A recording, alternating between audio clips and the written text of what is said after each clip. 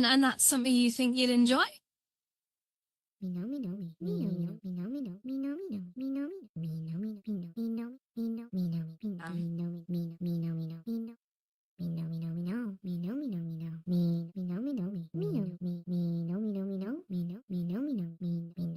Yeah, I get you. I get you. I get you. Well,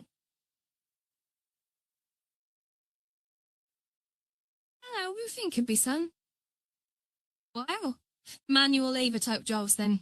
Never fancy an office job at all?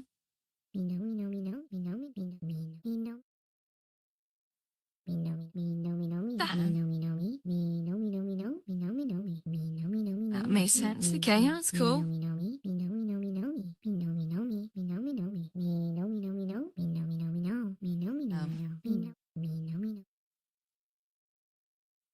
Yeah, that's important. I feel sat behind the office desk all the time has really adversely affected my health. And I'm sure the health of lots of people. So yeah, it's one of those things I met about with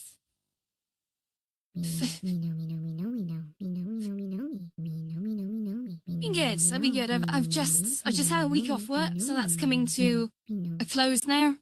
I got two more days off and then I'm back to work. It's gonna be very, very busy.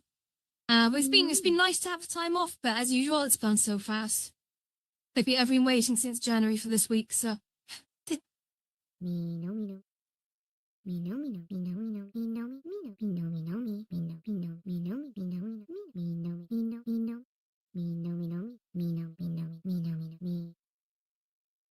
Yeah, the pay's okay. Like it's not like big city sort of pay.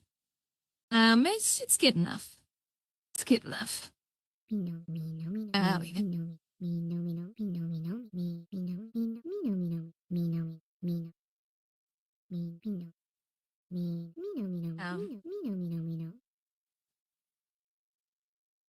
Yeah, as you said, the job's the job, and it's like if you, as long as you enjoy it, you know, I don't know. As long as you enjoy it, that's the main thing. If you enjoy it and it pays right, that's not a bad thing.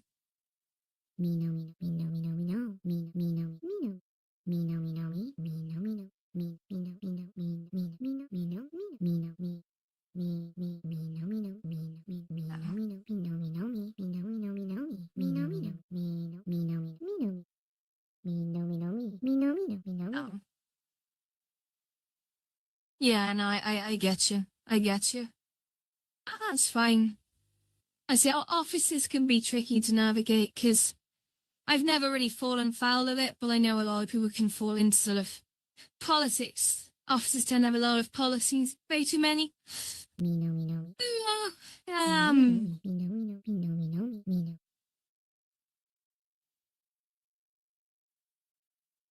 honest, I don't really pay attention to US politics or even UK politics. I'm aware that an election happened in my own country this year. Didn't really care, to be honest. And I feel exactly the same as, I mean, the issue I find is that all politicians are just trying to gain power. They're not really here for anyone else. Doesn't matter who they are. So it doesn't actually matter, ultimately. Yeah, so it ultimately doesn't actually matter, because nothing is going to change for the better.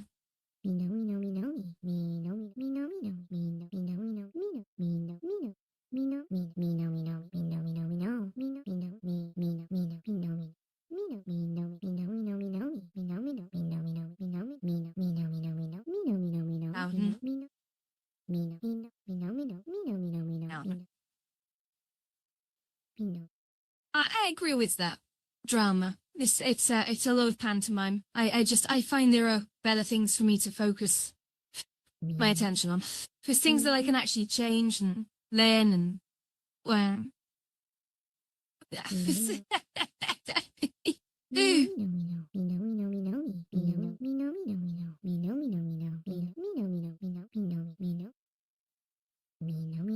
Wow, okay.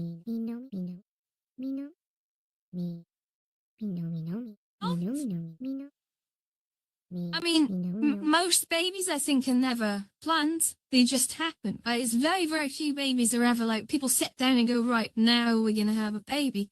I think it just happens and people have to deal with it, right? That's the majority case. But you know,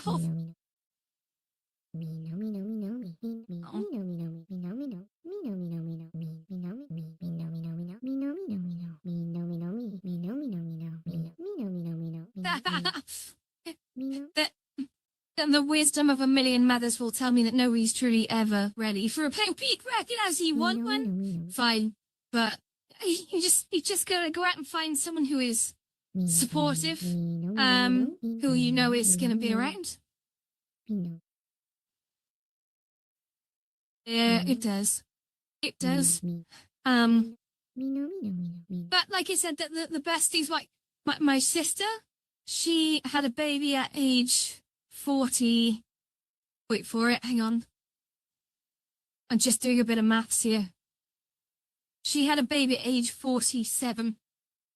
Baby's absolutely fine. But I know the chances of problems coming out of having babies that late in life are very, very high. So she got very lucky. But at the same time, it's like, it does happen. Yeah, but it does happen. And he's fine.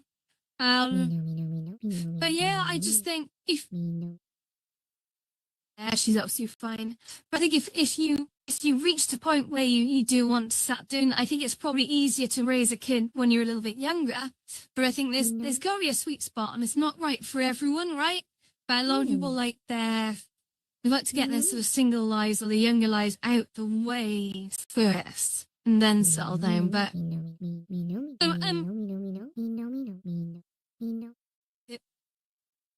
yeah, and I'm sure you would be. I think that's the thing. I think a lot of people don't realise how much of a commitment that she is, which is why it said people never really plan it. It just happens, and then they have to deal with it, and then they realise how tough it is. But there's no quitting. You felt just where you felt like carry on no matter how tough it gets. But I think having a supportive sort of base there and a good support network will go a long way. Like even if it's just having parents that are close to you, even if there's no partner around. But your partner around is good as well, sure. As you said, it's not essential.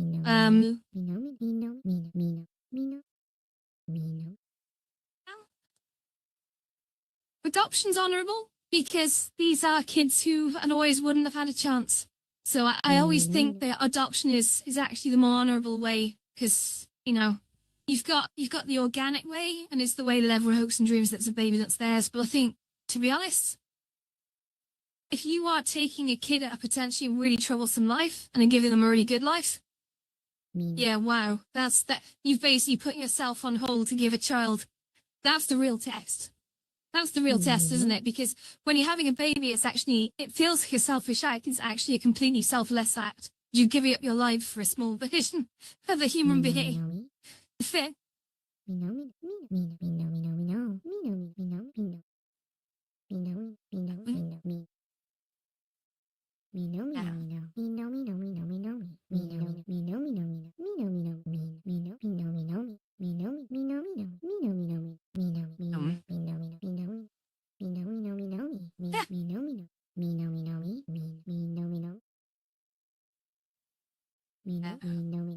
Yeah. So I don't even know. I mean, I'm sitting here saying it's good to have a supportive partner. I know the statistics on even marriages are that we've tipped the balance now. Over 50% of marriages do not work in this day and age. So that's tricky in itself, right? It's really sad.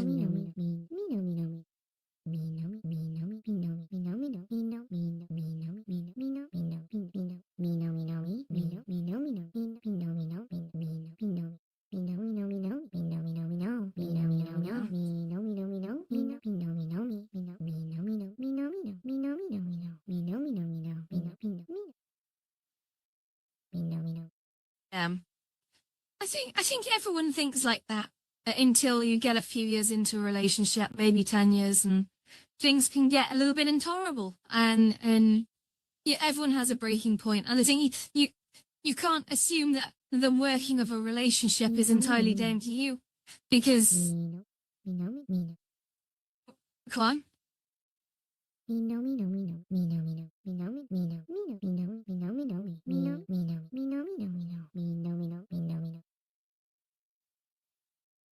don't know the answer to that.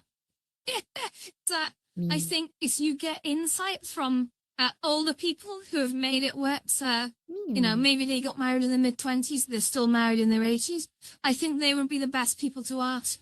And the bits of wisdom that I've heard is give each other freedom, let each other do things, don't be on each other the whole time, just give each other space constantly.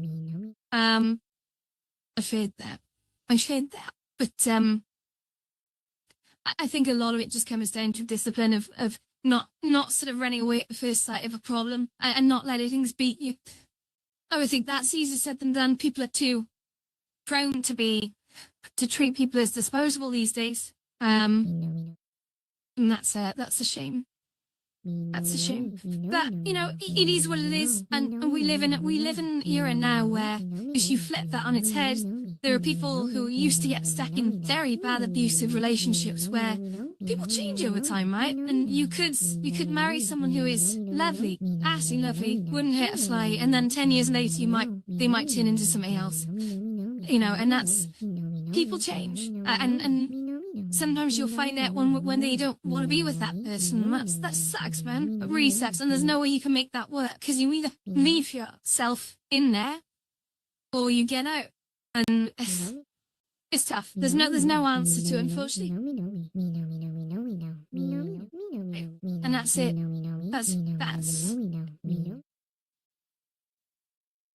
and I think that's why a lot of older relationships they do eventually, I'm afraid, after, well, some kids want to get away, and like in these, yeah. No, it's an odd one with relationships because you can go into it happy as anything, and then something can change. There could be one flashy moment where you doubt something, or someone does something that surprises you, and they're not that same person anymore, and there's unfortunately no way you can work it out sometimes. And you have to leave. You can't stay in that situation. And I think older generations as well used to get caught up in those kind of things, and I think they led very unhappy lives because they didn't want to give up on the relationship for the sake of the kids. And I think these days we would find that crazy, So I don't know.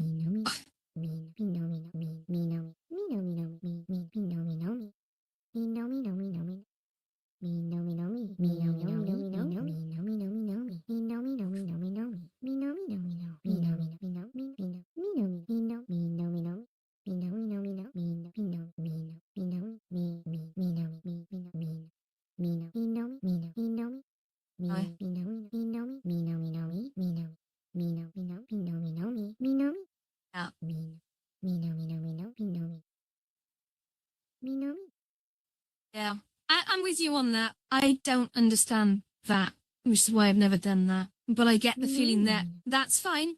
That's just us. There are people who, fortunately, have found another way through life that's worked for them, and they're okay with it. And I think it's more common than we probably think. But I know it's not for me. I think you know yourself, right? And if you know it's not for you, then it's not for you. But I think there are people who